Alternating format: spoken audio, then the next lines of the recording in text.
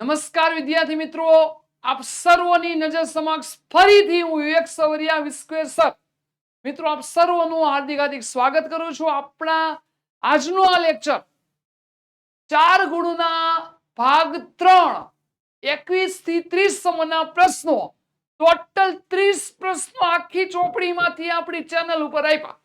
એની PDF તમને મળી રહેશે, આપણી ડિસ્ક્રિપ્શન બોક્સમાં આપેલી છે લિંક. જો તમે નવા છો અને આગળનો ભાગ 2 એટલે કે ભાગ 1 ભાગ 2 2 ગુણના પ્રશ્નો 3 ગુણના પ્રશ્નો જોવાના બાકી છે તો પ્લેલિસ્ટ ખોલો અને એમાં વિજ્ઞાન જોવો, એમાંથી તમે મેળવી શકશો. મિત્રો આપણી ચેનલ પર દરેક વિષયનું સંપૂર્ણ સોલ્યુશન મુકાઈશ. આઈએમપી પ્રશ્નોનું અનુભવી શિક્ષકો દ્વારા આપવામાં આવતું આ સોલ્યુશન સચોટ છે. તો વિડિયો લાઈક કરો, શેર કરો, તમારા મિત્ર સર્કલને જાણ કરો. અને ધોરણ 10 ગણિત, ધોરણ 10 વિજ્ઞાન, ધોરણ 12 સાયન્સ ફિઝિક્સની મોસ્ટ આઈએમપી પીડીએફ આઈએમપી પ્રશ્નોની આપણી ચેનલ ઉપર એનો વિડિયો છે. ડિસ્ક્રિપ્શન બોક્સમાં પીડીએફ ડાઉનલોડ કરવાની લિંક પણ આપેલી છે, જરૂરથી ડાઉનલોડ કરશો. ચાલો, તમે જોવો છો માર્ચ 2024 ની બોર્ડની પરીક્ષા ધોરણ 10 વિજ્ઞાન ભાગ 3 આ ખાસ જોવાનું. અને 4 ગુણના પ્રશ્નની અંદર 21 નંબરનો પ્રશ્ન લાવ્યો છું, માનવ આંખ અને એના કાર્યો. એક તો વાત કરી દઉં, આ પરીક્ષા પૂછાય ને તો એના જેટલા નામ છે ને પેલા લખી દેવા, બસ 2 માર્ક્સ બેઠા. આકૃતિ દોડી દેવાની. તરલ રસ, નેત્રમણિ, કીકી, કનિનિકા, પારદર્શક પટલ, કાચ રસ, નેત્ર પટલ, દ્રષ્ટિ છે, દાંત બિંદુ, પિત્ત બિંદુ, શ્વેત પટલ, સિલિયસ સ્નાયુ. ચાલો બધાના ભાગને શોર્ટકટમાં શીખીશું. પારદર્શક પટલ, આંખની આગળનો પારદર્શક ભાગ જે ઉપસેલો હોય છે જેને પારદર્શક પટલ કહેવાય છે. અને તે ગોળાકાર અને પાતળો અંતરપટ આંતરત્વચા ધરાવે છે. પ્રકાશના કિરણનું આપણી આંખમાં કોઈ પણ પ્રકાશનું કિરણ હોય, સૌપ્રથમ આંખ પર પડતા પ્રકાશના કિરણનું પારદર્શક પટલ વક્રીભવન કહેવાય કરે છે. કનિનિકા, પારદર્શક પટલનો પાછળનો ભાગ એ કનિનિકા કહેવાય છે, જે સ્નાયુમય પડદો છે. કીકીને નાની મોટી કરે છે, આંખનો રંગ દર્શાવે છે. કીકીને નાની મોટી કરવાનું કામ કોણ કરે? કનિનિકા, આઈરિસ કરે. મનમાં ફિટ કરી દેવાનું. ત્યારબાદ છે કીકી. તો એના દ્વારા શું થાય? આ 1 માર્ક્સમાં પૂછાય. કનિનિકાની મધ્યમાં આવેલા નાના છિદ્રને કીકી કહેવાય. પ્રકાશ કીકી દ્વારા આંખમાં પ્રવેશ. કીકી આંખમાં પ્રવેશતા પ્રકાશની માત્રાનું નિર્માણ કરે છે, નિયંત્રણ કરે છે. અને જ્યારે પ્રકાશ તેજસ્વી આવતો હોય ત્યારે કીકી સંકોચાય, અને જ્યારે પ્રકાશ આંખમાં ઓછો પ્રકાશ ફેંકવા દે છે, રાઈટ, તેજસ્વી પ્રકાશમાં. અને જ્યારે તેજસ્વી ન આવે ત્યારે કીકીનું વિસ્તરણ થાય. ત્યારબાદ આ ચોપડીમાં બેઠો જ છે, આ આપણે વાત કરી દીધી. ચાલો, નેત્રમણિ, કનિનિકાની પાછળ આવેલો ભાગ નેત્રમણિ. આંખનો લેન્સ ખાલી જગ્યા લેન્સ તરીકે વર્તે, મનમાં ફિટ કરજો, બહિગો લેન્સ. કેમ કે સિલિયરી સ્નાયુ વડે નેત્રમણિની કેન્દ્ર લંબાઈ અને તેથી તેનો અભિસારી પાવર એ કેવો હોય છે? ખૂબ જ નાનો હોય છે. અને જો અહીં લખી આપું છું, અહીં જોજો, વાસ્તવિક અને ઉલટું હોય છે. બહિગો લેન્સ નેત્રમણિના અભિસારી પાવર સિલિયરી સ્નાયુ વડે નેત્રમણિની કેન્દ્ર લંબાઈ, તેથી તેનો અભિસારી પાવર થોડી માત્રામાં બદલી શકાય છે.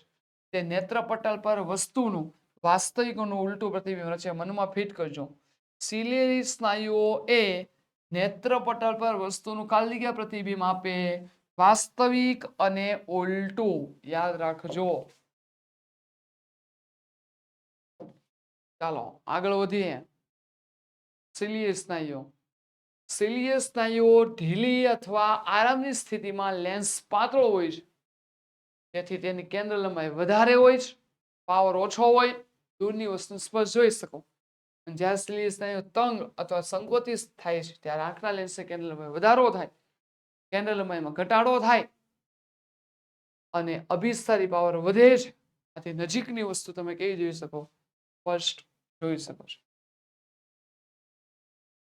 નેત્રપટલ રેટિના આંખના લેન્સની પાછળ અને આંખના ડોળાની પાછળના ભાગમાં એક પડદો હોય છે જેને નેત્રપટલ કહેવાય છે, જેના પર વસ્તુનું વાસ્તવિક અને ઉલટું પ્રતિબિંબ રચાય છે.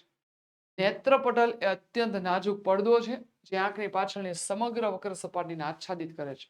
બે પ્રકારના સંવેદી કોષો હોય છે. બોલો, પેલું દંડકોષો અને શંકુકોષો. જો અહીંયા દંડકોષોને રોડ્સ કહેવાય. જો શું કહેવાય? દંડકોષોને રોડ્સ કહેવાય અને શંકુકોષોને કોન્સ કહેવાય. CONES. તો દંડકોષો પ્રકાશની તીવ્રતા પ્રત્યે સંવેદી હોય. શંકુકોષો પ્રકાશના રંગ પ્રત્યે હોય. એક ગુણનો બોર્ડની પરીક્ષા માટે મોસ્ટ આઈએમપી. અને રોશનીથી આ પ્રકાશથી સંવેદી કોષો વિદ્યુત સંદેશા આપણા મગજને મળે અને મગજ આમાં અર્થઘટન કરે ને આપણે એ રંગને જોઈ શકીએ છીએ. કયો કોષ શું કરે ખાસ જોવાનું. દ્રષ્ટિચેતા. તો કોઈ પણ સંદેશો હોય, જોયો હોય તમે કોઈ પ્રકાશનો રંગ કે કોઈ માહિતી, તો એ નેત્રપટલથી મગજ સુધી જાય ત્યાં પ્રતિબિંબની ઓળખ થાય. તરલ રસ. આંખના લેન્સની વચ્ચેની જગ્યામાં રહેલું સ્થાન પારદર્શક પ્રવાહી જેને તરલ રસ કહેવાય. જે નેત્રપટલ પર જે પ્રકાશનું કિરણ આવતું હોય એને શું કરે છે? કેન્દ્રિત કરવામાં, દબાણમાં નિયંત્રણ આપે છે, નિયંત્રિત કરે છે. કાચરસ. જેલી જેવો પદાર્થ, પારદર્શક જેલી આવેલી હોય આંખના લેન્સ અને નેત્રપટલની વચ્ચેની કાચરસ. યાદ રાખજો.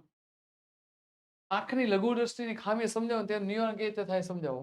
લઘુ દ્રષ્ટિની ખામી વાળી વ્યક્તિને નજીકની વસ્તુ સ્પર્શ દેખાય, દૂરની સ્પર્શ નથી દેખાતી. એનું કારણ એ છે આંખનો ડોળો લાંબો હોય, એને વક્રતા વધારે હોય એટલે. અને આમાં દૂરની વસ્તુમાંથી આવતા પ્રકાશના કિરણો નેત્રપટલની આગળ રચાય એટલે નજીકની સ્પર્શ દેખાય, પાછળની એટલે કે દૂરની સ્પર્શ દેખાતી નથી. એનું કારણ છે. જો કીધું નેત્રપટલની આગળ રચાય. આથી દૂરની વસ્તુમાંથી આવતા કિરણો કેન્દ્રિત થતા નથી, નેત્રપટલ આગળ થાય અને નેત્રપટલ પર પ્રતિબિંબ રચાતું નથી. ખામીની લઘુ દ્રષ્ટિની ખામી વાળી વ્યક્તિ એ ડોક્ટર પાસે જવાનું, એ આપણને અંતર્ગોળ લેન્સના ચશ્મા પહેરે. અને આવું થાય એટલે શું થાય? પ્રકાશના સમાંતર કિરણો લેન્સ દ્વારા નેત્રપટલ પર તમે મેળવી શકો. આથી દૂરની વસ્તુ કેવી દેખાય? સ્પષ્ટ. એનું કારણ છે. વિદ્યાર્થી મિત્રો, મોસ્ટ ટાઈમ પ્રશ્નોની પીડીએફ ધોરણ 10 ગણિત, ધોરણ 10 વિજ્ઞાન, 12 સાયન્સ ફિઝિક્સની આપણી ચેનલના ડિસ્ક્રિપ્શન બોક્સમાં, આ વિડીયોના ડિસ્ક્રિપ્શન બોક્સમાં અને આપણી એપ્લિકેશન ઉપર અવેલેબલ છે. મેળવી લો. બોર્ડમાં પૂછાય એવા પ્રશ્નો છે. મોસ્ટ ટાઈમ બી તમારા મિત્ર સર્કલને જાણ કરો. પ્રિઝમ વડે પ્રકાશના વક્રીભવન માટેની આકૃતિ દોરો. આપાત કિરણ, વક્રીભૂત કિરણ, નિર્ગમન કિરણ, વિચલન કોણની વ્યાખ્યા આપી સમજાવો. પ્રકાશના વક્રીભવન માટેની આકૃતિ. તો અહીંયા આકૃતિ દોરીએ ને એની ઉપરથી સમજીએ. આકૃતિ ઉપરથી સમજવાનું હંમેશા. ધ્યાનમાં લેજો. સૌ પ્રથમ એક પ્રિઝમ લ્યો એબીસી. કોઈ એક પ્રકાશનું કિરણ PQ આપાત કરો AB સપાટી પર. જ્યારે પ્રિઝમમાં આવે છે ત્યાં તેનું વક્રીભવન થાય છે. બીજું એક કિરણ RS લેવામાં આવે. અહીંયા બે ઘટના બને છે. આપાત કિરણ, વક્રીભૂત કિરણ અને અહીંયાથી નિર્ગમન કિરણ બને છે. આની વચ્ચેના કોણને આપાત કોણ કહેવાય. અહીંયા આ કિરણ એકબીજાને જે બિંદુએ છેદે એને વિચલન કોણ D કહેવામાં આવે છે. અહીંયા એનો લંબ દોરવામાં આવે N ડેશ, અહીંયા M ડેશ દોરવામાં આવે છે. અહીંયા તમે જોઈ શકો છો લંબ દોરો. આપાત કોણને ખૂણો I કીધો, વક્રીભવન કોણને R કીધું, નિર્ગમન કોણને ખૂણો E કીધો, વિચલન કોણને D કીધું. જે બોલ્યો એ બધું લખાણ આપ્યું છે. રાઈટ. ચલો આખી વસ્તુ રાઈટ. પ્રકાશનું કિરણ પ્રિઝમમાંથી પસાર થાય ત્યારે બે વાર વક્રીભવન પામે. સીધું પર વક્રીભવન થાય પાછો વક્રીભવન થાય. રાઈટ. અને એક વખત શું થાય? આપાત થાય છે. આ બધી વસ્તુ આપણે આપી દીધી. ત્યારે અંદર જાય એટલે લંબ તરફ વળે, ત્યાંથી બહાર નીકળે લંબથી દૂર જાય છે. ચાલો હવે અહીં જુઓ. ત્યારબાદ અહીં વિચલન કોણ કોને કહેતા? તો પ્રિઝમ નિર્ગમન કિરણ આપાત કિરણ દિશા સાથે અમુક ખૂણા દિશામાં વાંકું વળે છે. આવું થતું હતું હમણાં. આમ જાતું, આમ જાતું. આ જે ભાગ છે એને વિચલન કોણ કેપિટલ ડી કહેવામાં આવે છે. રાઈટ. આ કોની ઉપર આધાર રાખે વિચલન કોણ? આપાત કોણ, પ્રિઝમ કોણ અને પ્રિઝમ દ્રવ્યના પ્રકાર પર આધાર રાખે. આમ 2 વાર વક્રીભવનની ઘટના બને છે અને 2 વાર કિરણ જ્યારે વક્રીભવન પામે છે, પ્રકાશનું કિરણ જ્યારે તેનું ચોખ્ખું વિચલન શૂન્ય ન મળે, શૂન્ય મળે તો એનો મતલબ એવું થયું કે પ્રકાશનું કિરણ જે છે એ ગ્લાસ શેપમાંથી પસાર થયું છે.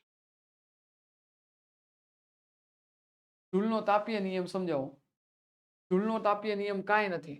તો પહેલા તો જ્યારે તારમાંથી વિદ્યુત પ્રવાહ પસાર થાય છે ત્યારે તેની ઉષ્મા છે એ વિદ્યુત પ્રવાહના વર્ગના અવરોધારના સમય ટીના સમપ્રમાણમાં હોય. સમપ્રમાણમાંથી નીકળી ગયો તો h બરાબર k I સ્ક્વેર RT થયું. ત્યાં k બરાબર અચળાંક k બરાબર 1 થઈ. રાઈટ. ચાલો તેનું ઉપર આધાર રાખીએ આપણે સમજાવ્યું h બરાબર I સ્ક્વેર RT. તેને જૂલનો તાપીય નિયમ કહેવામાં આવે. વિદ્યુત પરિપથમાં નીચેની સંજ્ઞાઓ દર્શાવો. આ સંજ્ઞા શું દર્શાવે? તો વિદ્યુત કોષ, આ બેટરી, આ ખુલ્લી કળ. ખુલ્લી કળ આવે તે વચ્ચે ડોટ નો આવે. બંધ કળ આવે, સ્વિચ બંધ કળ એટલે ડોટ આવે.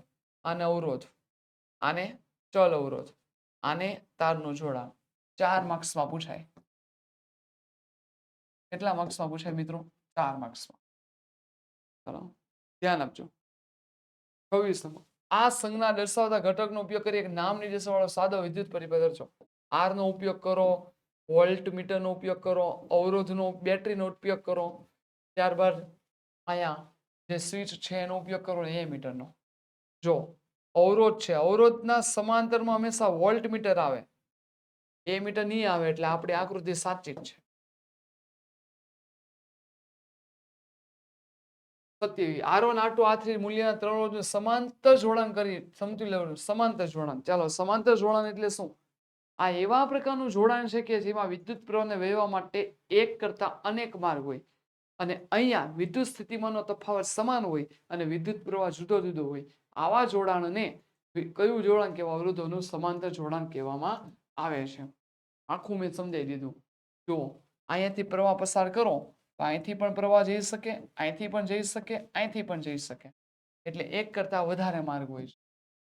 અહીંયા શું હોય છે? આમાં વોલ્ટેજ સમાન હોય, I જુદો જુદો હોય. એટલે V જે જુદું હોય સૂત્ર કરતા બનાવો તો I ને સૂત્ર કરતા બનાવો. 3 અવરોધ લીધા, I બરાબર I1 plus I2 plus I3. આનું સૂત્ર V ના છેદમાં R1 પ્લસ V ના છેદમાં R2 પ્લસ V ના છેદમાં R3. અહીંયા પણ V ના છેદમાં R. V બધામાં કોમન કાઢી નીકળી જાય તો આપણું સૂત્ર બને 1/RP બરાબર 1/R1 plus 1/R2 plus up to plus 1/RN. યાદ રાખજો, બોર્ડની પરીક્ષામાં જો શ્રેણી જોડાણ ન આવે તો સમાંતર આવે, સમાંતર ન આવે તો શ્રેણી આવે. સૂત્ર આવી ગયું, આખી સમજૂતી આપી દીધી, જોઈ શકો છો. તો અહીંયા મળતા બોલો, અહીંયા જે કાંઈ પ્રવાહ મળે છે, અહીંયા આપણને જે કાંઈ પ્રકારનો અવરોધ મળે છે એ મોટામાં મોટા કરતા નાનામાં નાના અવરોધ કરતા કેવો હોય છે? નાનો હોય છે. દરેક અવરોધના વ્યસ્તના સરવાળા જેટલો હોય છે. એ બધામાંથી V નીકળી ગયું એટલે હું આવી ગયું 1 1 1 આવે. તો n અવરોધ હોય તો સૂત્ર આવી જાય 1/RP of n is equal to 1/R1 plus 1/R2 plus up to plus 1/RN. વિદ્યાર્થી મિત્રો, મોસ્ટ ટાઈમ બી પ્રશ્નોની PDF ધોરણ 10 વિજ્ઞાન એકવાર તૈયાર કરી જ નાખો. ચેપ્ટર મુજબના બોર્ડમાં પૂછાઈ શકે તેવા 70464254 ઉપર તમે સંપર્ક કરો. વોટ્સઅપ પરથી મેળવી શકો છો અને ધોરણ 10 ગણિત, ધોરણ 10 વિજ્ઞાનની PDF મંગાવી શકો છો. ચાલો, ચુંબકીય ક્ષેત્રખાની લાક્ષણિકતા. હા હેલી ચુંબકની ચુંબકીય ક્ષેત્ર રેખાઓ ઉત્તર ધ્રુવમાંથી પસાર થઈ દક્ષિણ ધ્રુવ એસમાં અંત પામે છે. અને આ ક્ષેત્ર રેખાઓ ધ્રુવથી દક્ષિણ ધ્રુવથી ઉત્તર ધ્રુવ તરફની દિશામાં હોય છે. બીજું, ચુંબકની ચુંબકીય ક્ષેત્ર રેખાઓ જ્યાં એકબીજાથી નજીક ત્યાં ચુંબકીય ક્ષેત્ર પ્રબળ હોય અને જ્યાં ક્ષેત્ર રેખાઓ એકબીજાથી દૂર ત્યાં ચુંબકીય ક્ષેત્ર નિર્બળ હોય છે. ચુંબકની ચુંબકીય ક્ષેત્ર રેખાઓ ચુંબકીય ક્ષેત્ર સદિશ રાશિ છે તેનું મૂલ્ય દિશા બંને હોય છે. ચુંબકની ચુંબકીય ક્ષેત્ર રેખાઓ એ ક્યારેય બંધગાળો રચતી નથી. બંધગાળો રચે છે, ક્યારેય એકબીજાને છેદતી નથી. જો છેદે તો તેના અનેક બિંદુ મળે, એ શક્ય નથી. ચુંબકની ચુંબકીય ક્ષેત્ર રેખાની દિશા, ચુંબકીય ક્ષેત્રની દિશા તેને દોરેલા સ્પર્શકની દિશામાં હોય છે. આ ચુંબકીય લાક્ષણિકતા આ ચેપ્ટરનો મોસ્ટ ટાઈમી પ્રશ્ન. ચુંબકીય ક્ષેત્ર એટલે શું? ગજિયા ચુંબકની આસપાસ ક્ષેત્ર રેખાઓ દોરો અને એના ગુણધર્મોની સૂચિ બનાવો. ચુંબકીય ક્ષેત્ર તો એની વ્યાખ્યા ચુંબકની આસપાસનો એવો વિસ્તાર કે જ્યાં ચુંબકીય બળની અસર વર્તાય એને ચુંબકીય ક્ષેત્ર કહેવાય. એની આસપાસ ક્ષેત્ર રેખાઓ દર્શાવેલી છે. આ દોરવાની અલગથી 2 ગુણમાં પૂછાય કે. અને હમણાં આપણે જે બતાવ્યું ને ચુંબકીય ક્ષેત્ર રેખાની લાક્ષણિકતા, એ જ એના ગુણધર્મો છે. બેઠા લખવાના, જોઈ લો. દેખાય છે આખા? હા, આ એક છેલ્લો બાકી રહી ગયો હતો. જો ક્ષેત્ર રેખાઓ એકબીજાથી સમાંતર ને એકબીજા સમાનાંતરે હોય તો સમાન ચુંબકીય ક્ષેત્ર હોય. બાકી બધી આગળનો બેઠો સવાલ લખી દેવાનો. આવો સવાલ આવી રીતે આવે છે એટલે મેં લખાયો. નિવસન તંત્રના ઘટકો સમજાવો. 2 ઘટકો, અજૈવિક ઘટક અને જૈવિક ઘટક. અજૈવિક ઘટકમાં કોણ આવે? તાપમાન, વરસાદ, ભેજ, ભૂમિ, પ્રકાશ, ખનિજ દ્રવ્ય. જૈવિકમાં કોનો સમાવેશ થાય? બોલો. જૈવિક ઘટકોમાં બધા સજીવોનો સમાવેશ થાય. એની અંદર પોષણ સંબંધિત સજીવો હોય, ઉત્પાદકો જોઈ લો. આ સજીવો લીલી વનસ્પતિ સૂર્યપ્રકાશની હાજરીમાં સૂર્યપ્રકાશનો ઉપયોગ કરે, ગ્લુકોઝનું નિર્માણ કરે, એ બધું આમાં આવે. લીલી વનસ્પતિ. ઉપભોગી, જે સજીવો ઉત્પાદકો દ્વારા ઉત્પાદિત થયેલા ખોરાક પર પ્રત્યક્ષ તથા પરોક્ષ રીતે આધારિત હોય તેને ઉપભોગી કહેવાય. ક્લોરોફિલ વાળા વગરના અને વિષમપોષી સજીવો, એને 4 ભાગમાં વહેંચી શકાય ઉપભોગીને. તૃણાહારી, માંસાહારી, સર્વાહારી, ત્યારબાદ પરોપજીવી. જો તૃણાહારી એટલે ફક્ત વનસ્પતિ ખાય, ફક્ત માંસ ખાય, વનસ્પતિ અને પ્રાણી બંનેને ખાય. અને પરોપજીવી એકબીજા ઉપર ડિપેન્ડ હોય. આમાં માંસાહારીમાં 2 આવે, દ્વિતીય ક્રમના અને તૃતીય અને ઉચ્ચ ક્રમના. તેમાં તૃણાહારી પ્રાણીનું ભક્ષણ કરી ખોરાક મેળવે, માંસાહારી પ્રાણીનું ભક્ષણ કરે છે. વિઘટકો, જટિલ કાર્બનિક પદાર્થોનું સરળ કાર્બનિક પદાર્થમાં વિઘટન કરતા સજીવોને વિઘટકો કહેવાય. કેટલાક જીવાણુ અને ફૂગ એ સજીવોના ઉત્સર્ગ દ્રવ્યનું શું કરે છે? વિઘટન. વિઘટકો એ વિઘટન કરવાનું કામ. વિદ્યાર્થી મિત્રો, અહીંયા આપણે થેન્ક યુ વેરી મચ. ફરી મળીશું એક નવા વિડીયો સોલ્યુશન સાથે. વિદ્યાર્થી મિત્રો, અહીંયા આપણે 4 ગુણના પ્રશ્નો પર સંપૂર્ણ પૂરા કર્યા 3 ભાગમાં. 3 ગુણના પ્રશ્નો 2 ભાગમાં હતા. તો મિત્રો 2 ગુણના, 3 ગુણના, 4 ગુણના મોસ્ટ ટાઈમ પ્રશ્નોના વિડીયો આપણી ચેનલ પર મુકાઈ ચૂક્યા છે. આની પીડીએફ ડાઉનલોડ કરવાની લિંક આપણા ડિસ્ક્રિપ્શન બોક્સમાં છે. આપણી ચેનલ પર દરેક વિષયના આવા આઈએમપી પ્રશ્નોનું સોલ્યુશન મુકાય છે. તેનો લાભ લેવાનું ચૂકશો નહીં. નેક્સ્ટ વિડીયોમાં આપણે 1 માર્ક્સના પ્રશ્નોમાં મળીશું. ત્યાં સુધી ખૂબ આભાર. Thank you very much.